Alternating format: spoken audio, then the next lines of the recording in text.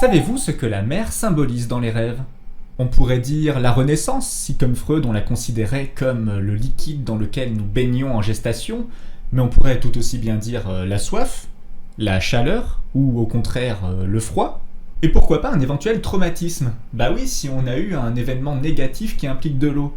Ou au contraire, un souvenir plaisant, si la veille on a été à la plage ou à la piscine. Vous l'aurez compris, l'eau, la mer, ça ne symbolise en réalité pas grand-chose d'universel. Et on peut dire ça de chaque symbole que vous pourriez essayer de reconnaître dans vos rêves.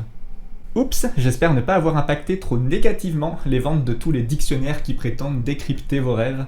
Après attention, je ne dis pas qu'il n'y a aucun sens, ni même dans l'absolu aucun symbole qui pourrait être intéressant de reconnaître dans vos rêves. Je dis juste que c'est un travail d'introspection difficile qui va vous demander de comprendre ce que la mer, pour reprendre cet exemple, veut dire pour vous au moment où vous en faites le rêve. Et pour mettre un petit peu d'eau dans mon vin, apparemment il y a des symboles qui sont si populaires dans certaines cultures qu'ils ne seraient pas exclus non plus de véritablement en faire le rêve pour dire ce pourquoi ils sont connus. Sauf que ça a pour condition de déjà être au courant du sens prêté à ce symbole, et a priori de déjà y adhérer soi-même.